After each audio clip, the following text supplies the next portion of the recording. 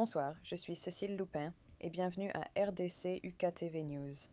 Ce soir, nous vous apportons des développements de dernière minute de la République démocratique du Congo, précisément dans le Kasaï oriental, Mbuji-Mayi. Depuis le 16 avril 2025, la société minière de Bakwanga, MIBA, n'a pas repris l'exploitation diamantifère. Le géant public est absent des rapports de production depuis la mi-2024, mettant en danger les objectifs ambitieux annoncés en novembre dernier par le président de MIBA, Jean-Charles Okoto. Nous voulons produire 1 million de carats par mois en 2025, a déclaré Okoto au quotidien belge L'Écho, visant 12 millions de carats par an.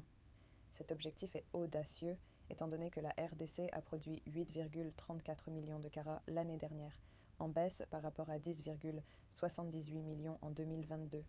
Okoto, nommé en novembre 2023, s'est rendu en Europe à la fin de 2024 à la recherche de nouveaux partenaires pour relancer MIBA, qui lutte depuis plus de 2 décennies.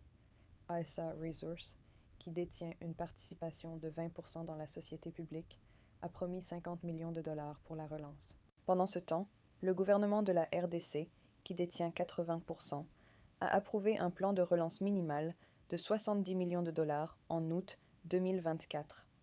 En décembre dernier, le président Félix Tshisekedi a annoncé que 50 millions de dollars seraient alloués à la relance de MIBA. Bien qu'un redémarrage soit encore loin, les attentes locales sont très élevées. La gouvernance du Kasaï oriental qualifie la relance de MIBA de souhait de plus d'un Kasaïen. Les responsables estiment que la reprise des activités pourrait créer jusqu'à 2500 emplois.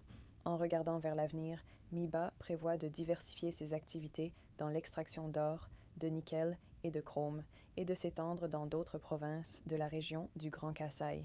Pourtant, les fonds restent insaisissables. Un rapport du bureau du gouverneur du Kasaï oriental du 8 avril révèle que les 50 millions de dollars promis par le président n'ont pas encore été débloqués. Il n'est pas non plus clair si ASA Resources a rempli sa contribution. Le statut de la mise en œuvre du plan de relance demeure non divulgué. Le plan de 70 millions de dollars, plus modeste que les objectifs d'Okoto, vise 2,5 millions de carats d'ici 2026. Il appelle à une restructuration urgente de la dette, à la réduction des passifs et à la convocation d'une assemblée extraordinaire des actionnaires. Le directeur général de MIBA, André Kabanda Kana, a identifié 4 entreprises sud-africaines, Bond Equipment, Mining Services, Ather Mining et Consulmet, intéressées par la fourniture d'équipements modernes pour relancer les opérations. Ces entreprises ont visité des sites miniers et devraient bientôt soumettre des offres. La réhabilitation de l'usine hydroélectrique de Lubilanji est également essentielle pour reprendre la production. La société tchèque Seco, engagée il y a 1 an pour le projet, a annoncé le 24 mars que les travaux commenceraient prochainement. La République démocratique du Congo a une nouvelle figure à Washington. Le 10 juin, le président Félix Tshisekedi a nommé Yvette Ngandu Kapinga en tant qu'ambassadrice du pays aux États-Unis, en remplacement de Marie-Hélène Matebou, qui occupait ce poste depuis janvier 2022. Le timing n'est pas du tout fortuit. Les relations entre les États-Unis et le Congo entrent dans une période compliquée. Des pourparlers de paix entre Kinshasa et Kigali, accueillis à DC avec la médiation américaine, sont en cours. Parallèlement, Washington négocie l'accès à l'importante réserve de minéraux stratégiques du Congo, ceux utilisés dans les véhicules électriques, les smartphones et les missiles. Pendant ce temps, une ombre plane sur le statut d'immigration du Congo. Le 14 juin, des responsables américains ont lancé un avertissement de 60 jours à 36 pays, dont la RDC, menaçant d'interdire les voyages à moins qu'ils ne renforcent leurs documents d'identité et ne combattent la fraude. Pour naviguer dans ces eaux à haut risque, le président Tshisekedi mise sur une opératrice expérimentée. Ngandu Kapinga n'est pas seulement une diplomate, c'est une actrice influente de la région avec des références américaines. Formée dans l'Ohio à la Bowling Green State University, elle détient des diplômes en administration publique et en relations internationales. Elle connaît le système américain de l'intérieur, ayant travaillé à la fois pour le département d'État et pour la National Endowment for Democracy à Washington. Ngandu a passé plus de 2 décennies à travailler dans la diplomatie, la gouvernance et la consolidation de la paix. La nouvelle ambassadrice était la représentante de l'Union africaine à l'ONU à New York. Elle a conseillé la présidence du Congo sur le cadre de paix des Grands Lacs. Elle a siégé au mécanisme africain d'évaluation par les pairs à Johannesburg.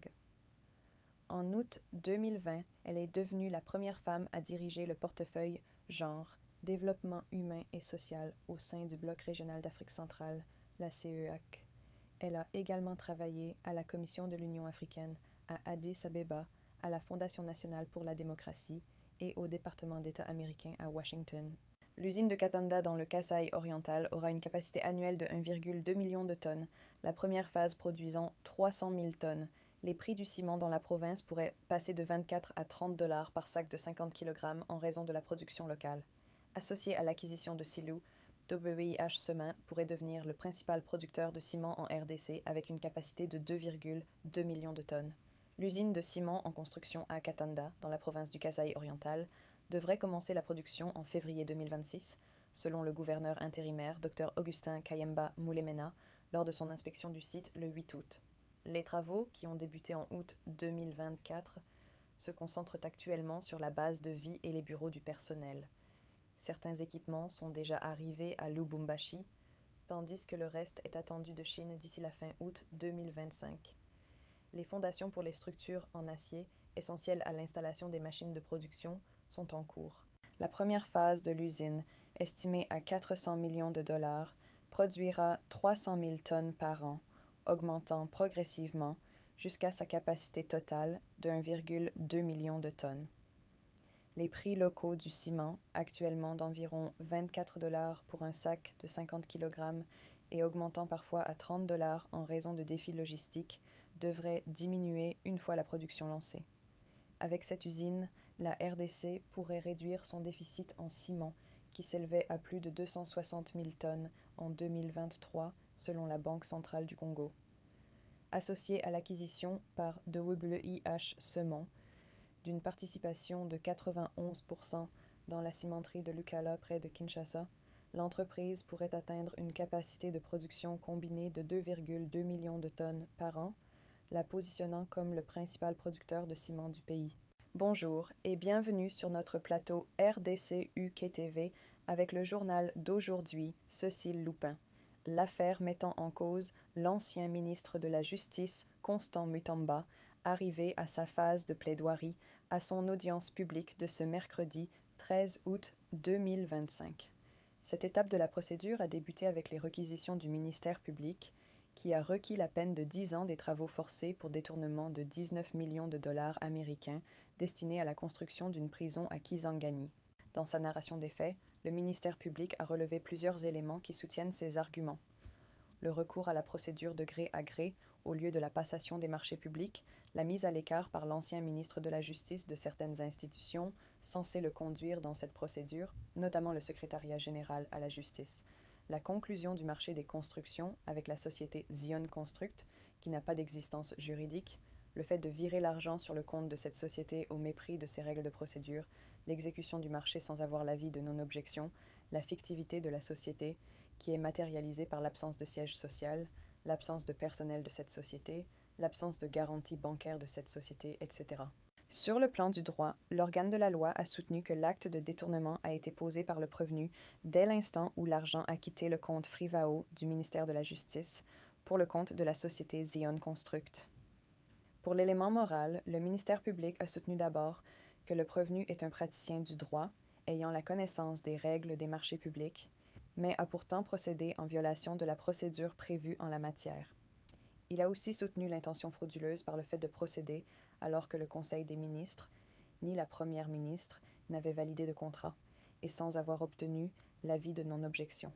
Il a aussi ajouté à cela, notamment, l'inexpérience de la société choisie et l'inexistence de cette dernière. C'est ainsi que le procureur général a requis la peine de 10 ans des travaux forcés à l'encontre de Constant Mutamba, assortie d'une interdiction de 10 ans, après l'exécution de la peine, du droit de vote ou d'éligibilité, de la privation du droit à la libération conditionnelle ou à la réhabilitation, et de l'interdiction d'accès aux faits fonctions publiques, quel qu'en soit l'échelon.